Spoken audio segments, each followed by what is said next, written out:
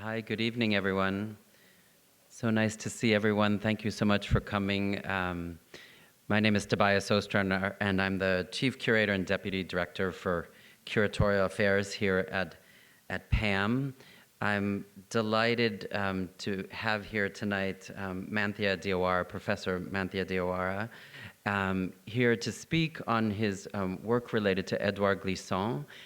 As part of our public programs related to the exhibition, the Poetics of Relation, which is upstairs. And I want to briefly introduce Manthia and then talk a little bit about the exhibition and about its relationship to Gleason to sort of set the stage for this evening's discussion. Professor Manthia Diawara is a professor of comparative literature and film at New York University. At NYU, he is also the head of the Department of African Studies and the Institute of African American Affairs. He was educated in Mali and France before immigrating to the United States. And he received his doctorate in 1985 at Indiana University.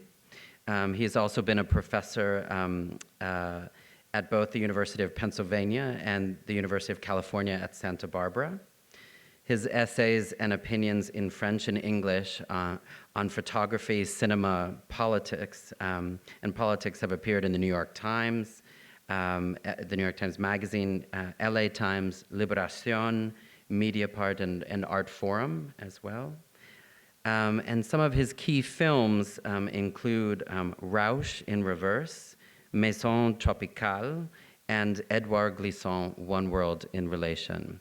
And it's this last film, One World in Relation, that forms a part of the exhibition, Poetics of Relation, and which is normally shown on this screen throughout the day as sort of an introduction to this exhibition. And the exhibition, Poetics of Relation, brings together 6 international artists around themes related specifically to landscape, migration, and new forms of identity formation. It's a show that's very much inspired by Miami as a city that is constantly being informed and changed by its diverse and diasporic communities. That's part of what makes us such a unique and exciting context. And the exhibition takes its title from a book by Édouard Glissant. And in thinking about migratory identities, Tumela Musaka, who was my partner and co-curator of this exhibition, we really turned to Édouard Glissant as a guide and an inspiration for the exhibition. Édouard Glissant really has a wonderful way of talking about identity as a relational situation, always defined our identities are defined in relation to where we're speaking from, who we're speaking to.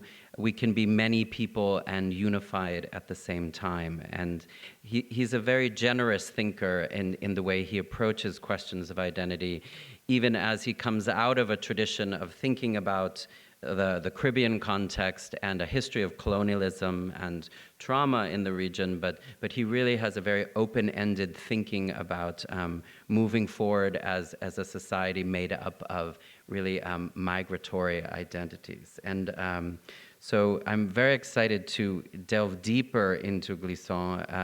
The film that Manthia produced on Glissant's work is just wonderful in that it really kind of gets at the essence of Glissant's thinking, and it's sort of an easier way for many people to get into his thinking. The book, Poetics of Relation, is quite complex and nuanced and poetic and really rich. But I'm hoping that Manthia can sort of get us deeper into these ideas and relate them to our everyday context here in Miami as such a dynamic place of new identity formations. So, thank you, and I welcome you to the stage here.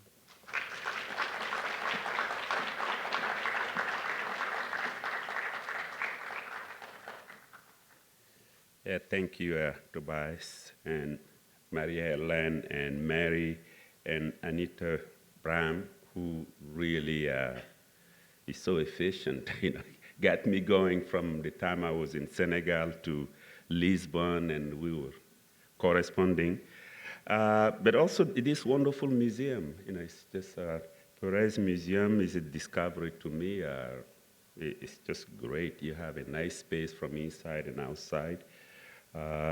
Thank you for bringing me too, because it gave me the opportunity to reunite with former students, now colleagues, like Professor Danette Francis. So I'm happy to be here. I'm very happy. I'm gonna try to tell a story about the making of the film, and in the hope that this story will also illuminate some of the key concepts in Édouard Glissant, the concept of relation, intuition, opacity, difference, and tout-monde.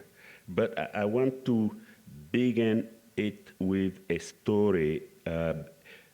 However, before I even do that, I want to introduce Glissant's voice about frontiers and immigration before I go. So if you are with me, because I can see the light, let's try to show that clip first. Mais aujourd'hui, la notion de frontière a changé de sens. On peut dire qu'aujourd'hui, les communautés s'envahissent mutuellement. Et que les frontières sont à la fois beaucoup plus terribles et beaucoup plus fragiles. Et moi, je pense que, contrairement à ce qu'on pourrait croire, il faut en finir avec l'idée de la frontière qui défend, qui empêche, etc. Les frontières doivent être pas perméables. Elles ne doivent pas être des processus d'immigration ou d'émigration. Mais je pense, ceci étant dit, que la frontière est nécessaire. Elle est nécessaire pour permettre le passage de la saveur d'un pays à une autre saveur d'un autre pays. Moi, je trouve extrêmement plaisant et de une atmosphère à une autre à travers une frontière. Et par conséquent, ce qu'il nous faut aujourd'hui, c'est non pas abolir les frontières, mais donner aux frontières un autre sens, le sens d'un passage, d'une communication, c'est-à-dire... Sorry about the buffering of the image and the sound. It wasn't smooth, so I'm sorry about that. Édouard Glissant's seminal treatise, Philosophie de la Relation, published in 2008, at the time when when the so-called Le Nouveau philosoph were taking sides in the, let me do something about light here, maybe this is good, sorry.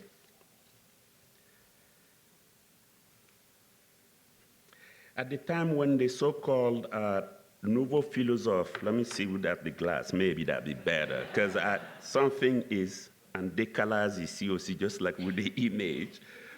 So-called Nouveau philosoph were taking sides in the debate about the clash of civilization. And then French President Nicolas Sarkozy was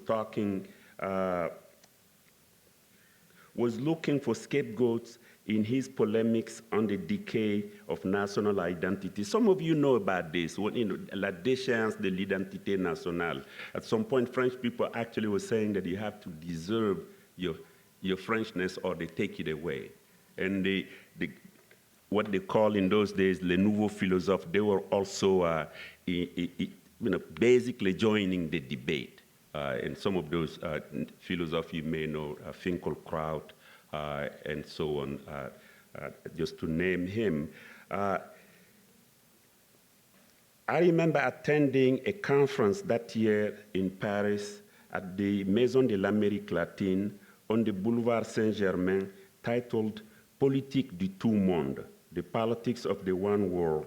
And then the philosopher François Nudelman, the convener, described the event as a response to walls going up everywhere to stop the free movement of people, nations withdrawing into themselves, and people returning to identities predetermined by absolutist genealogies. The focus of the Paris conference was on Glissant's key concepts of relation, opacité, créolisation, and disaffiliation, or disaffiliation. The Martinique born writer and thinker was, of course, the first philosopher of post-filiation, by which I refer not only to his rebellious thesis of disaffiliation in the sense of breaking with a genealogy and tradition of Western and non-Western philosophies concerned with binary oppositions and contradiction, but also to him as a self-engendered philosopher. By this, I mean that he recreated himself in order to surpass a philosophical inextricability which he associated with a contemporary human condition. Indeed, to say that Gleason is a post-filiation philosopher is mostly to recognize his role as a theorizer of the concept of relation, which moves beyond the oppositional discourse of the same and the other, operating instead with a new vision of difference as an assembler of the dissimilars. And this is the key point in Gleason indeed. On the one hand, he wants to hold on to the concept of difference as he talked about in the frontiers here, from Italian restaurant to Greek restaurant and so on.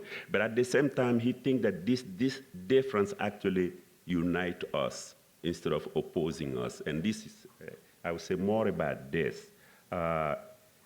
His idea recognizes and enables a relation between different people and places, animate and inanimate objects, visible and invisible forces, the air, the water, the fire, the vegetation, animals, and humans. Born in Martinique in 1928, Gleason studied at the Lycée Victor Chaucer in the Martinique capital, Fort-de-France. Frantz Fanon was a student there as well. Aimé Césaire was a teacher. In 1945, French parliamentary elections, Césaire ran on the communist platform, and Gleason worked on his campaign. After moving to Paris to study ethnology and philosophy, Gleason became a poet and a novelist, publishing his first book of poetry as well as the essay collection Soleil de la Conscience. That was 1956. And began to work for the anti-colonization movement. In fact, at some point, the French government would not let Gleason out of France, because going back to Martinique, he would become a subversive. So they basically decided that they held his papers so he would not travel. He eventually returned to Martinique, where he founded the Acoma Journal and the Institut Martiniquais d'études, before settling in both the United States and Paris. He taught for decades, published his remarkable Poetics de la Relation in 1990, among many other books, and was nominated for the Nobel Prize in 1992. In sum, Gleason, the poet, became a philosopher to reveal the fluidity of relation beyond the closed doors of closed systems of discrimination, segregation, and rejection, and to insist on the difference, that difference is more constructive when viewed as a byproduct of solidarity and conciliation between two or more elements of the two mondes. In the Glissantian world mentality, and I'm really combining the world and mentality here, so world mentality. In the Glissantian world mentality, relation and difference link entities that need each other's energy to resist in beauty and freedom. Convinced that Western philosophy was unable to extricate itself from the privileges of filiation, that's why I call him a philosopher of disaffiliation, from the privileges of filiation and legitimation, and to maintain a humane and equal relation with the other, which accounts for the more than 3/4 of the population of the earth, as well as with the environment.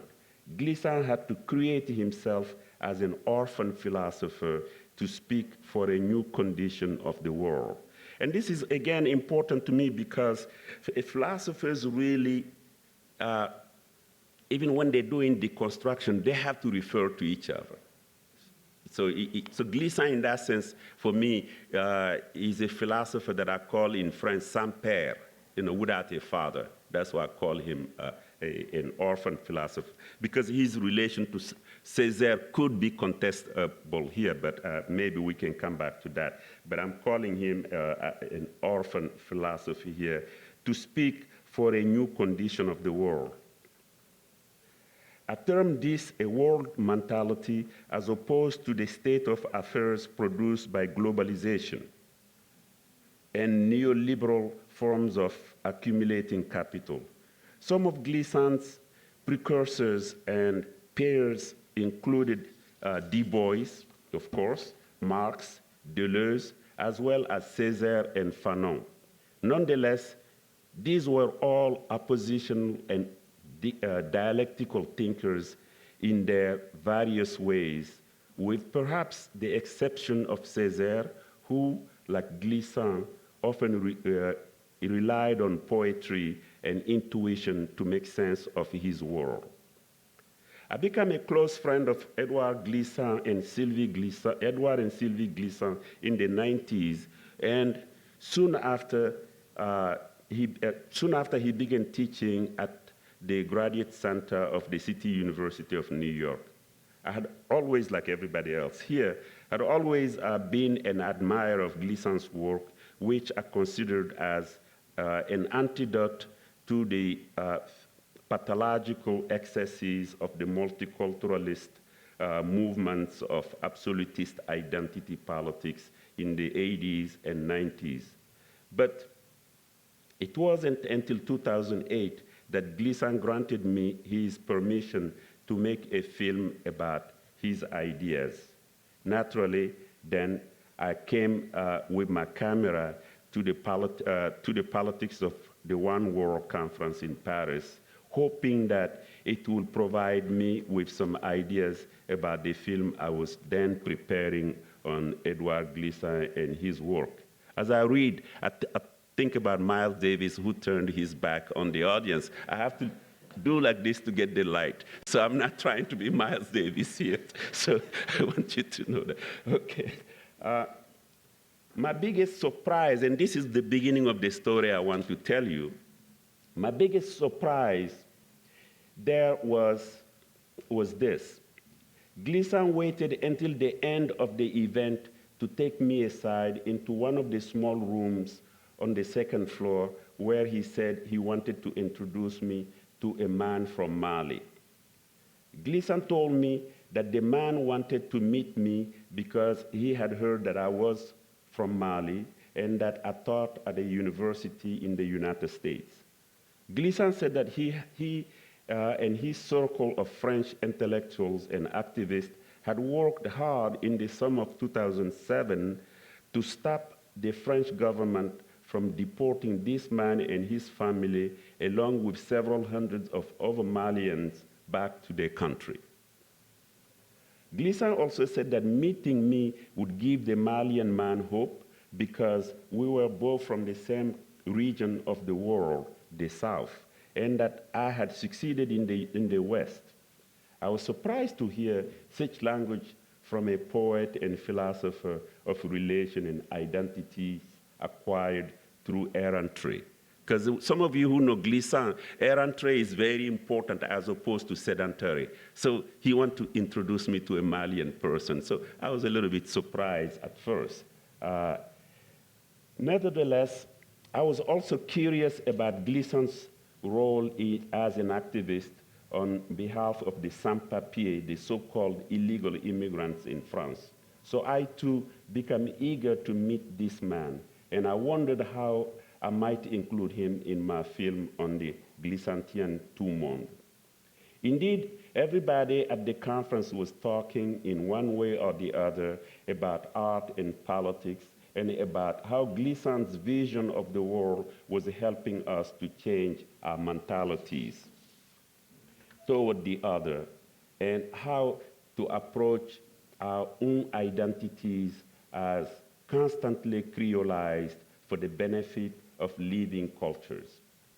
The place was packed with poets, musicians, philosophers, doctors, politicians, radical journalists, fashion designers, and students who had no problem understanding the world mentality, a new world with a new mentality that Gleason had written about in Philosophie de la Relation. To that end, I wondered how a former illegal immigrant would fit in and how he would speak for himself. Perhaps I thought I could use him as a talking head in my film. But Gleason, who was always suspicious of conventional forms of realism and the ideas of discovery and possession, quickly warned me against such a documentary style, which he said was full of conceit and therefore banal and artistically insignificant. He told me that he had once attended the Institut des Hautes Études Cinématographiques in Paris, the prestigious film school, but that he did not pursue filmmaking because of the medium's traditional desire for transparency and making sense. I asked him about his favorite films. He said they included Jean Rouche's Le Maître Fou. For the long takes and the Italian neorealist films, which were more poetic and therefore more opaque, he said, than the genre presumed. I was now more than curious, anxious to meet our man from Mali, while at the same time hoping that he and I will not disappoint Gleason by exhibiting an exclusive ethnic identity, our Negritude, or by being too exotic, authentic indigenous people according to anthropology. After greeting and introduction, Gleason left the Malian man and I in the room as if to give us our privacy. The man was about 50 years old, dressed in a traditional blue long-sleeved gown with gold embroidery around the neck.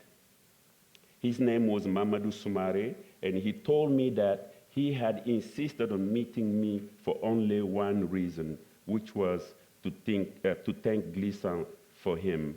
Well, I have to slow down with this because I had all kind of trepidations, all my prejudices. I've been in the US for a long time, so somebody wants to meet me, what do they want?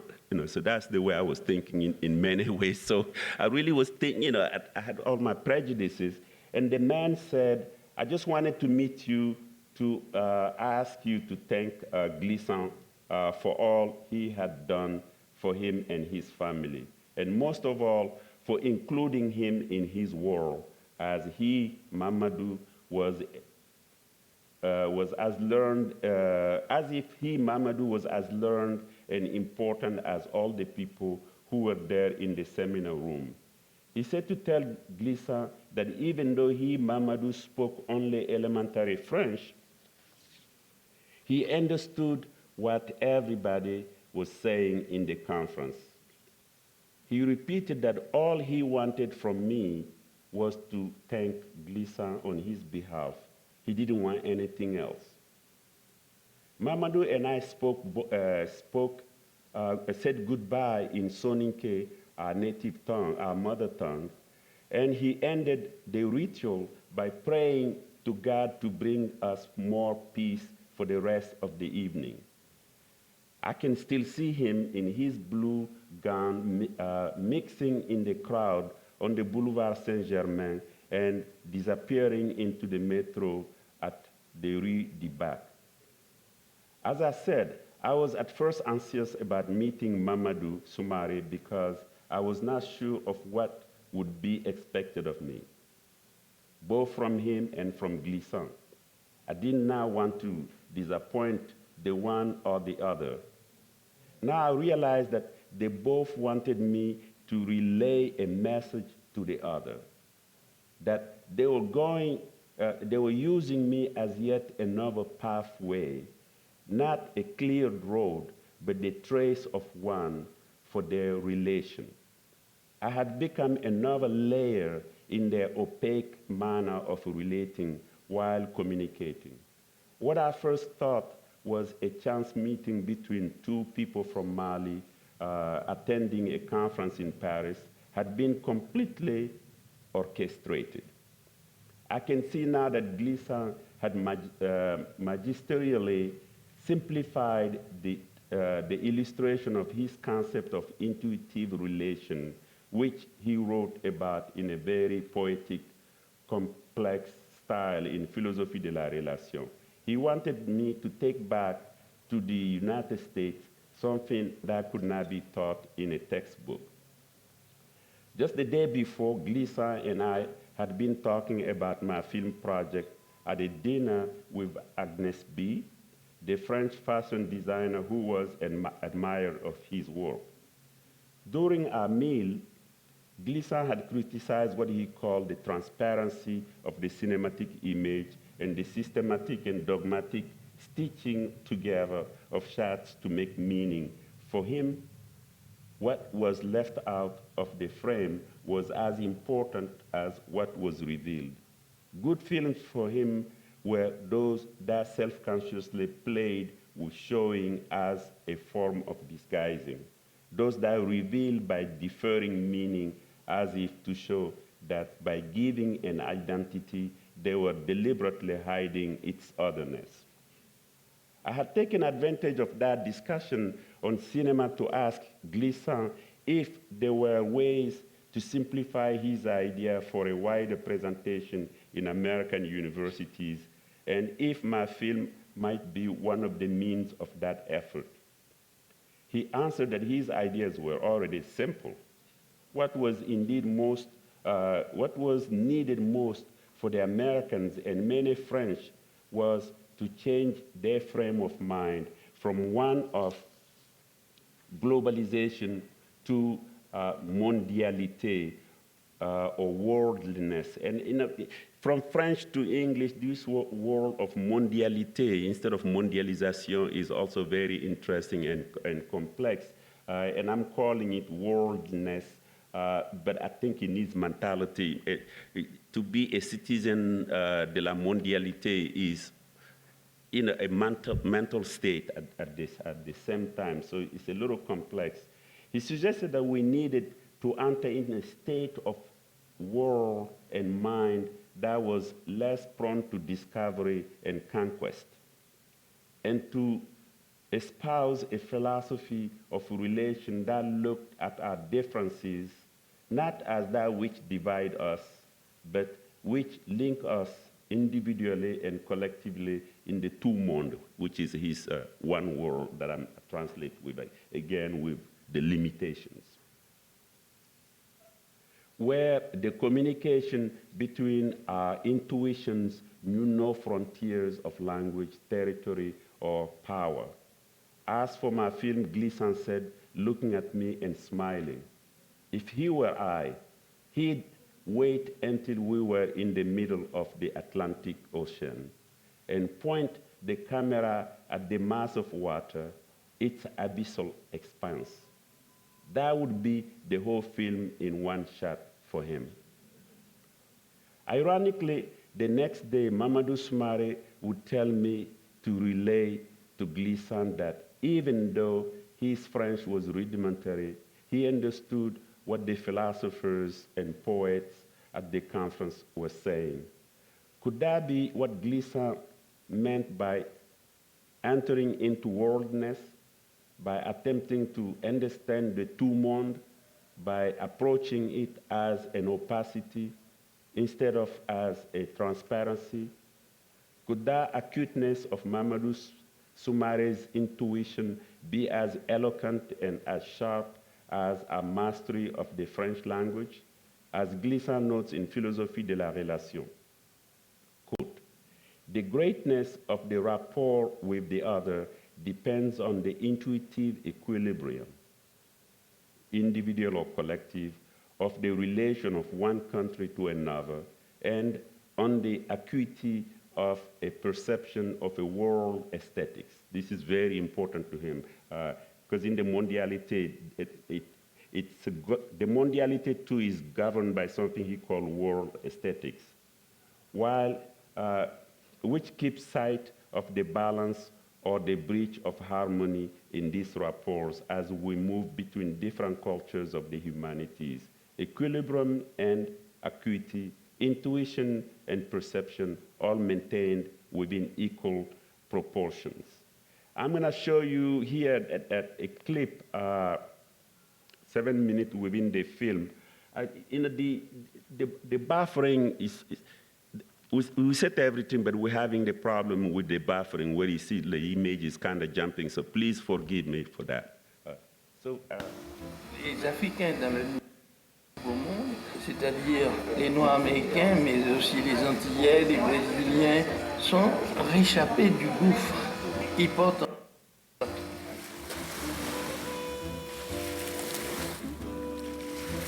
les Africains avaient tout perdu. On n'avait même pas un chant. Il a fallu que, dans le jazz, il a fallu que les Noirs américains recomposent d'une manière extraordinairement souffrante.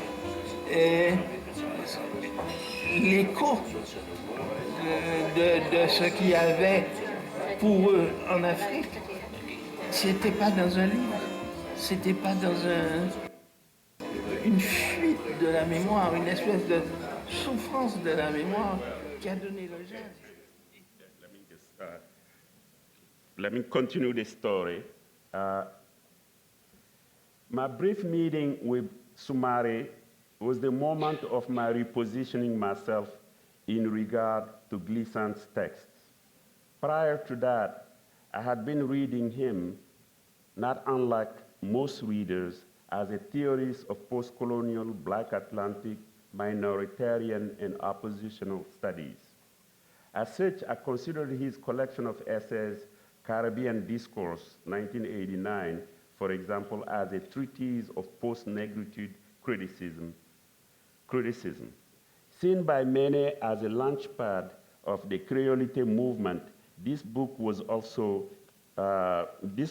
introduced the Black studies field in the United States to rhizomatic thinking, African diaspora studies, and métissage.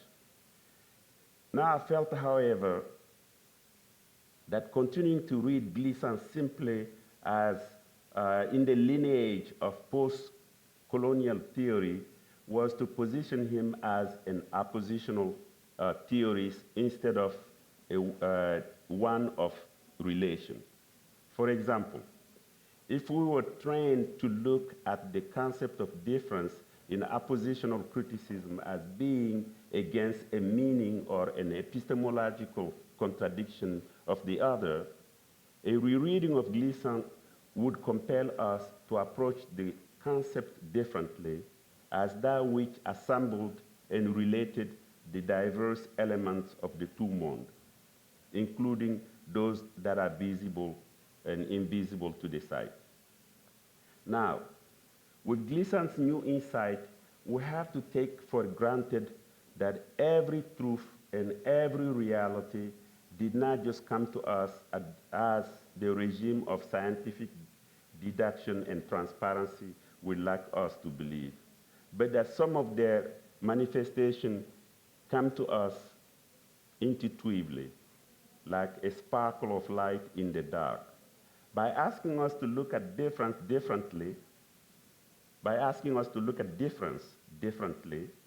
Gleason wants us to realize its essential role in the construction of the two mondes. To paraphrase Gleason, we must not surrender to the partitioning of the world, nor to irreconcilable differences, binary divisions, opposition of species and genres. We must fight the desire to divide ourselves into threatening diversities, which remove any sense of poetry and imaginary from our differences. The sparkle of truth and reality must not be isolated from the darkness and opacity out of which they emerge. Gleason was in no doubt that, that post-colonial discourse, like the master narrative of Eurocentrism that it opposes, has equally evaded this opacity in order to reach easy conclusions. He felt this discourse took the side of reason against poetry, transparency over complexity, and thus contributed as much to the construction of lives and to the destruction of lives and the environment. Nationalism, for example, leading to violence and immigration, as did the former colonizers and new economic and cultural oppressors. Thus does Gleason keep reminding us. And again, this is a complex quote I'm doing here. I do it slowly, but it's rewarding. That's why I'm reading it to you. Let's never forget that the poem was entombed in a collapse of the earth. By habit rather than commodity, the singularity and multiplicity of things were presented as divided couples and dualities before the genre and species were discovered. This cadence allowed for a better distinction between things. We still think and react in this dual manner and often take a surprising pleasure from it. But, and this is Gleason's point here, because we have surrounded to this easy way of looking at the world, Gleason reminds us, but we're also waiting for the renewed perception of differences to reveal themselves as such, and for the poem to reemerge once more. This is what he's waiting for. Philosophie de la Relation is a book about how intuition, nature, and poetry, which entertain the darkness of opacity, were taken out of communication, and how our humanities were left only in the hands of systems of linear and discriminating monolinguism. Everything that did not reflect the one and the same was clearly out. It was cleared out. In fact, the book opens with the death of the poem, coinciding with the birth of philosophy in art. So that's also quite important. Death of the poem coinciding with the birth of philosophy. Gleason, the octogenarian, laments the fact that he was no longer able to hear the sound of the cascading river water coming down from the mountains of Bézodin, his native village in Martinique. And this was a very moving moment for me because we were going up the hill, he was tired, 8 years old, and then he suddenly stopped. He said, when I was young, I used to hear the river run here, the sound of the river running over rocks. And he said it in such a sad way that I can still see it. But his theories are going with that. You really have to take Gleason down to his everyday life, as you were saying earlier, in that sense. So he was lamenting that. Nature, too, was destroyed by the rise of technologies of mass production. He was telling me about the banana plantations in Martinique that destroy everything. So the poem, Our Humanity, was lost in the abyss, like those captured Africans who were pushed into the Atlantic Ocean with no one to mourn them. The Atlantic had been their mausoleum, just as it is now a large cemetery for Africans and other people from the South attempting to cross over to America or Europe. One of the lessons that my meeting with Mamadou Sumari taught me was that for my film, like for everything else concerning Gleason, the forms of communication among and between people and their environments were intuitive and opaque. And any attempt to reduce or evacuate these complex means of communication for the sake of clarity could be disastrous with regard to the humanities and to the environment. Mamadou Sumari understood Gleason and his work because he knew that his poems, songs, and myths were about those lost in the opacity of the sea. Mamadou Sumari could relate and retell the poems and songs of Gleason and his colleagues, even though he could not speak their language, because he could share their feelings. Gleason too understood Mamadou Sumari because he shared with him his suffering, which he relayed to the rest of us through his own poems of the Atlantic as the mausoleum of captured Africans, and through his philosophy of relation, whereby as we often find ourselves by identifying with the problem of others. And this was also a very important key to Gleason, that you find yourself by relating to the other. You know, that this was also quite important to him. I said it in Poetics de la Relation, in all his books, in fact, that you sometimes find yourself through your relation to the other. Very important.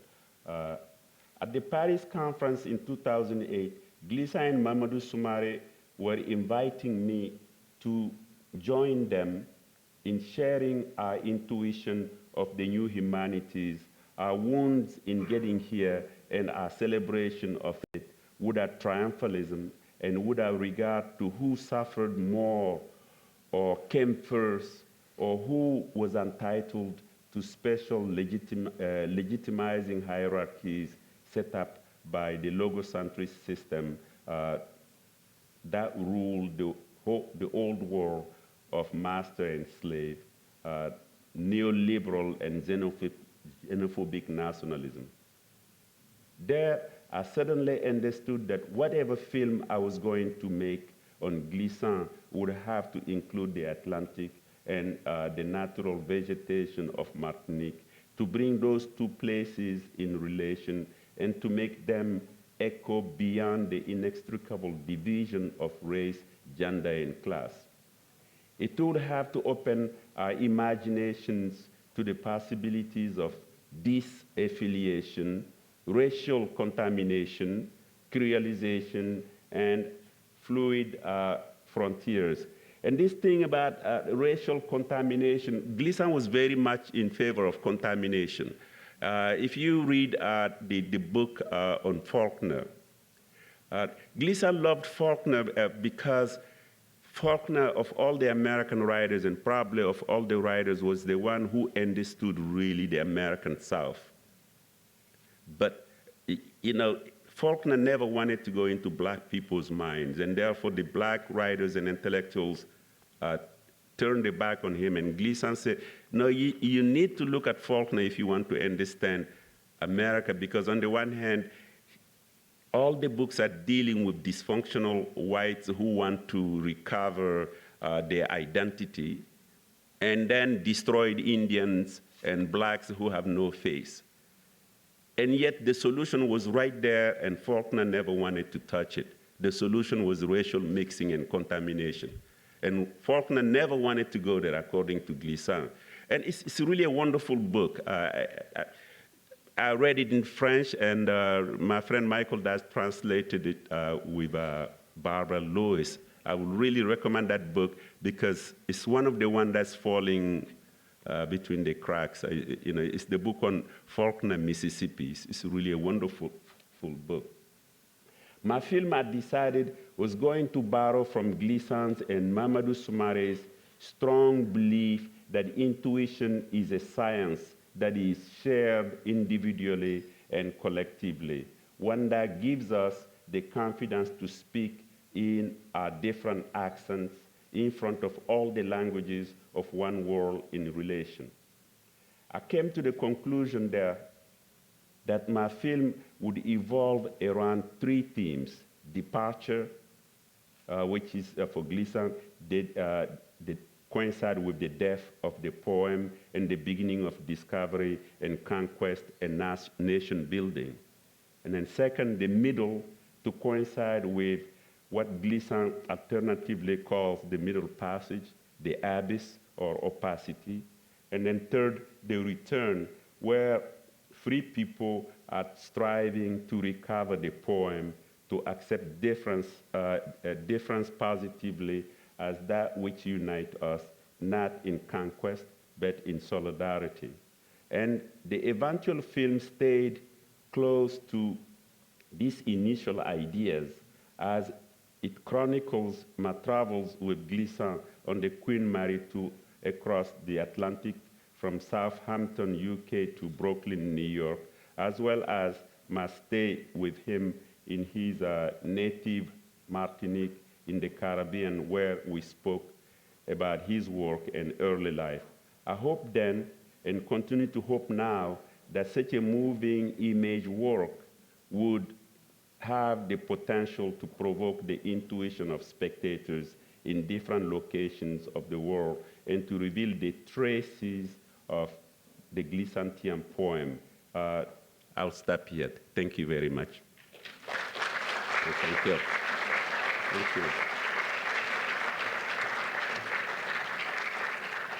Thank you very much. I had to do this, but when you're my age, you need the light. So, so it was not a Miles Davis move.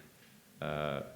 So we have time for questions, and we have two people who will come around. We're recording tonight, so if you could just wait for the mic.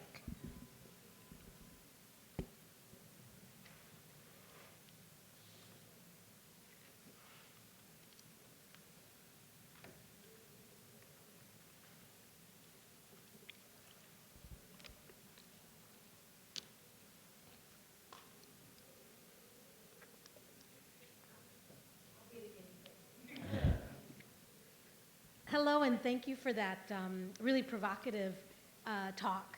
I'm a historian of French West Africa, so I make lots of connections with what you've presented to us. I'm really interested in, you mentioned in your talk that you don't see Gleason as, you used to see Gleason as following in the tradition of Aimé Césaire and Negritude writers, but that now you see him in a different way. And yet some of the themes that you mention and that Gleason talks about are referred to or were talked about by people like Léopold Senghor or Aimé Césaire: intuition, the relationship of the African personality to nature and what that contributes to the 20th century world at that time. So I just wanted you to talk a little bit more about how you position Gleason. Yes, I think this is a very important question. First of all, because in the film, Gleason himself cites exactly Césaire on intuition and people who have never invented anything yet have the pulse of the world.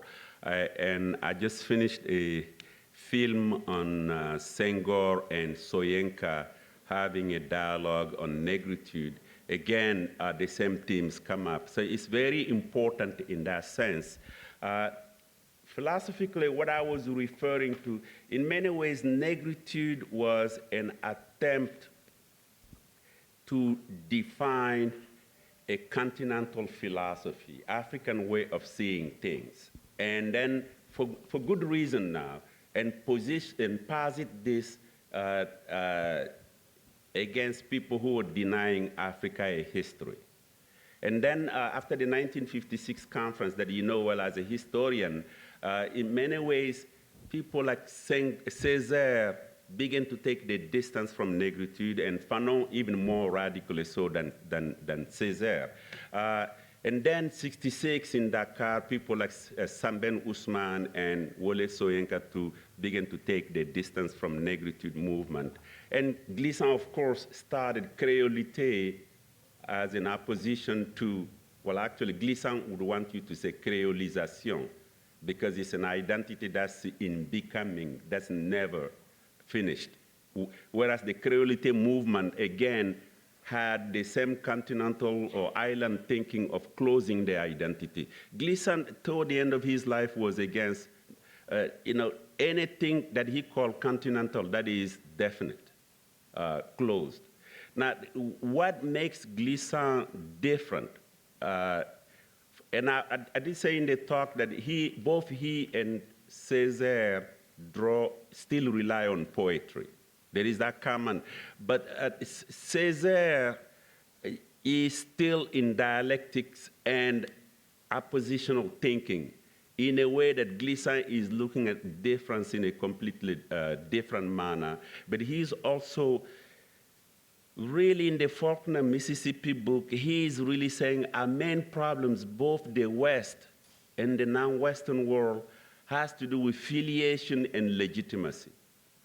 We all want to be the sons of our fathers, and that legitimizes us. The American whites come here and they still want to hold on to Europe because that's the source of legitimacy. And when the Africans begin to acquire their freedom, they too want to recover Africa as the source of their legitimacy. So Glissant, instead of rejecting that, because he does see the psychological reasons for that, that's why he's obsessed with what he called the abyss, l'abîme or le gouffre, this at the bottom of the ocean, that incomplete mourning, he's obsessed with that.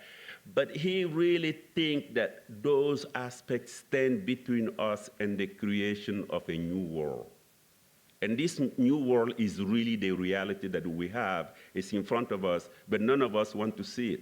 I was in Portugal the other day. I said something that I thought was funny and exciting. Nobody laughed. That is 800,000 non-Western, non-white going to Germany. I really think that's beautiful. That's very Glissantian. But nobody thought that, because it's a whole new Europe coming finally. And that's what makes Glissant different. And he was not afraid of philosophizing that. He could do that while still loving Negritude, while still loving the Caribbean. But once you close the identity discussion, you lose Glissant. He was not patient because he thinks that identities were always continuing, forming, and so on. So it's in that sense that I position him maybe too strongly against Césaire, but you're right, they're doing the same work in a way. Yeah.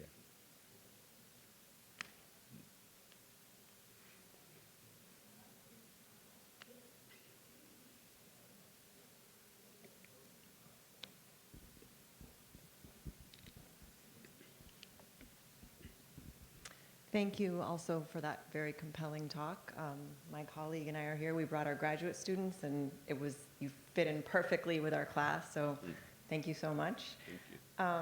I wanted to ask you, repeatedly through your talk, you talked about transparency as sort of problematic and dangerous. And that alongside the kind of either a dichotomy between philosophy and poetry, or a collapsing of philosophy and poetry. Mm-hmm.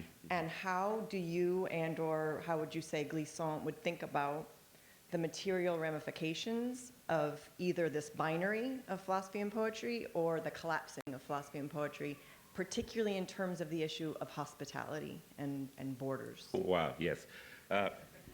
In many ways, I think on the one hand, Gleason had not forgiven the Greeks, Plato and other people for kicking poetry out of the Republic right away.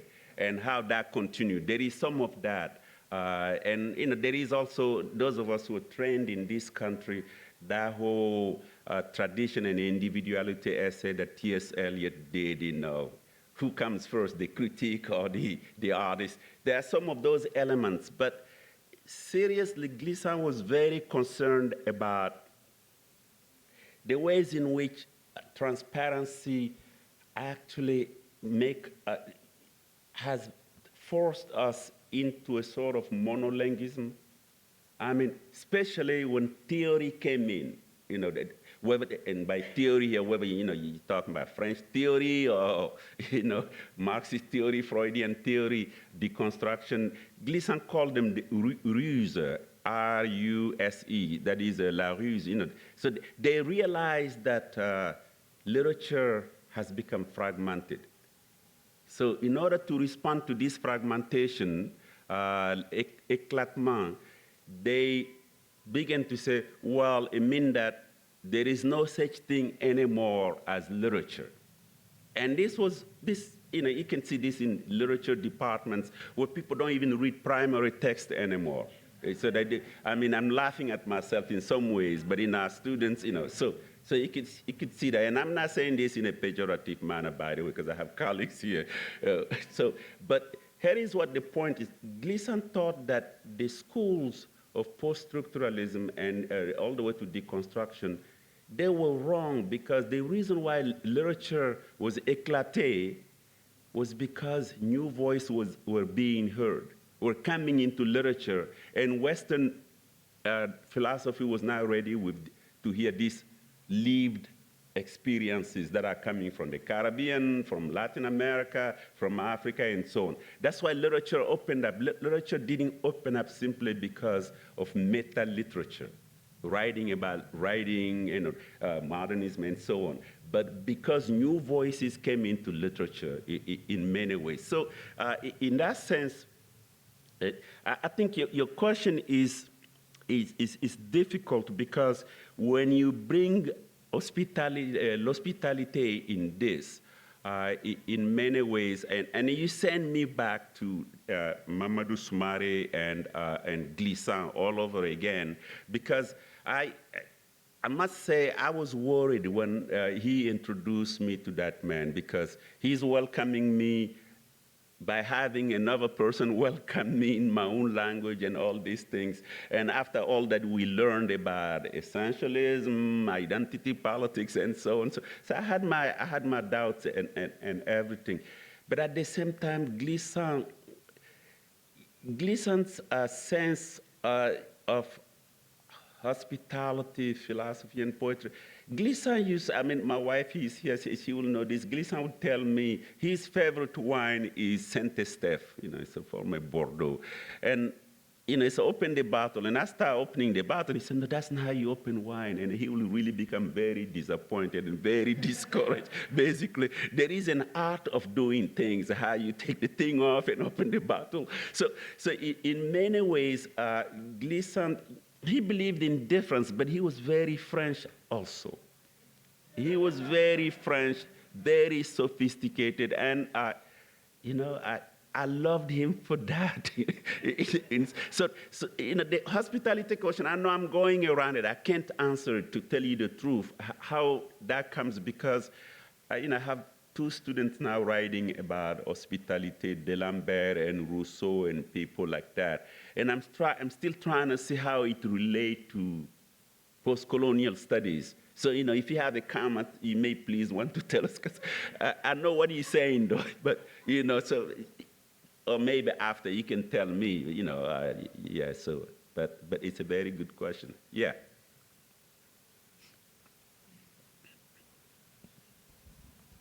Question. I'm hoping you can help me think through some of Glissant's comments about consumption in Martinique.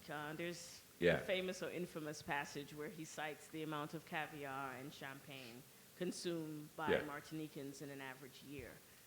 And that's juxtaposed alongside the fact that the agricultural sector is dead and has been dead more or less in Martinique. Right. So when you think, and I'm trying to understand here, is it a question of labor and production? in its crassest terms? Or is it that labor and production, as well as consumption, well, no, labor and production are as ways that people understand themselves as alive, right? Making something, contributing something, whether it's sustenance agriculture or agriculture for export. And then the practice of consumption, which some would argue, and I would be curious to see if Glissant would agree, that consumption is the new form of relation. Yeah, I mean, Gleason would be, that's his problem, because he had this very famous expression that, at least in France, le prix unique. Le prix unique is, the world has been transformed into this, like a dollar store where everything is, So consumption, that's the way he sees consumption in many ways, where you write on the one hand, you are what you consume, so consumption becomes your source of defining your identity. But on the other hand, how that has become violent. Gleason is very concerned about that violence. He calls it economic violence, which may tie in also with your notion of labor and distribution of wealth and so on. So Gleason, that's what I was struggling with, the idea I was struggling with when I talk about how to open a bottle of wine. On the one hand, Gleason was very much into aesthetics, poems, the use of things.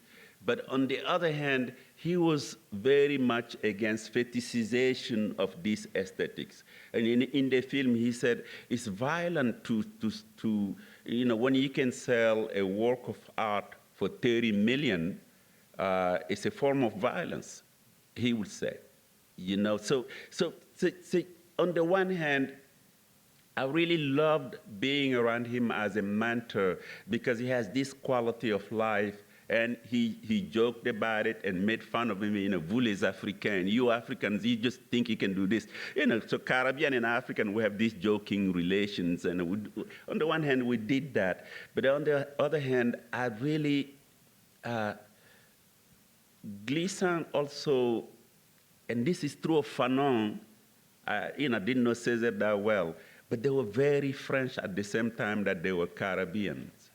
They were very, very French. You can see this in Haitian writers like Jean-Pierre Richard, this quality, and you can see it in Senegalese writers. I don't want to just go to the Caribbean. You can see it in many Senegalese writers. You can see it in Senghor in many ways. But to give you Gleason was against consumption, even though it seems contradictory when I talk about how the opening of the bottle. But he was against consumption in a way because he said it stopped us from thinking. Everything has the same price. And le prix unique, I think that's a good translation. I'm not sure, the Francophone people who are here. But when growing up, he had stores in at least in France. They call them prix unique. Right. Thank you for such a wonderful talk. I was very curious about the anecdote about him liking, the only film he liked, or one of the films he liked the most was Jean Rouge. Do you have any more information about that? Because I find that very curious. Yes. What is not clear is the following. He liked the Jean Rouge film because of plan séquence. Yeah, see, so that is, you just put the camera, you don't cut. American cinema, our biggest pleasure comes from invisible editing. We get in the narrative, it's invisible, we don't know that the cuts are taking place. Whereas when you have a long take, now that we are all, indoctrinated by cinema, we're waiting for the cameraman to cut it. It's too long. Or if you do a long take now, it's probably because you're doing meta-cinema, like a Bout de Souffle in Godard, where he goes to the travel agency and the camera follows him forever. Or Gene Seberg and Jean-Paul Belmondo in the car. You expect them to cut, they don't cut. But that became a meta-cinema about American cinema. Whereas in Le Maître Fou, it was real. The guy just left the camera there, and it went on and on. And I think Gleason was also he was fetishious. He was making my life difficult. Yeah. He just was saying, you want to make this film, just make one take. And that's the film. So I'm not trying to think about those in order to understand Gleason. But right. Yeah, and also, let me be fair here also, but because many of you have not seen Le Maître Fou, like some of us have. Le Maître Fou is Jean Rouche's most controversial film.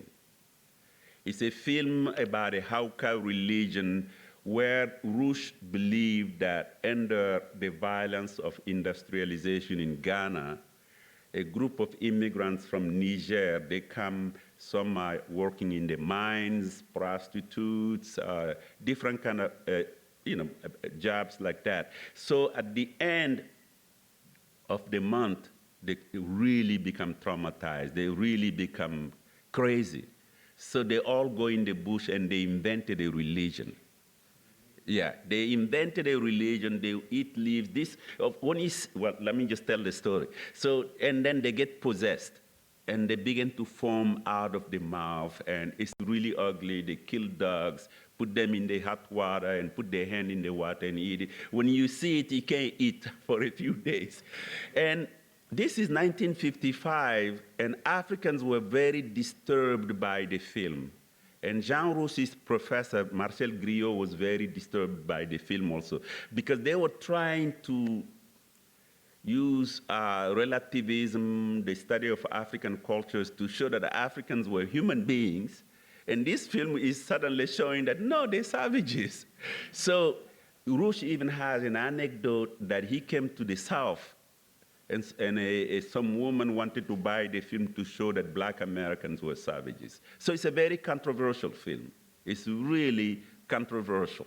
So Gleason, what he lacks is the long take. That is, you just leave the camera, you don't cut it, you don't try to make a cinema.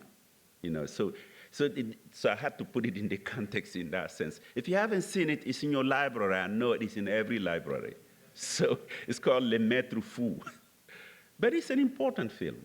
Yeah, the creation of religion, yes, absolutely. Because the Hauka religion, I think they started first during the war to keep their sanity. And then it was revived in this place in Ghana around 1955.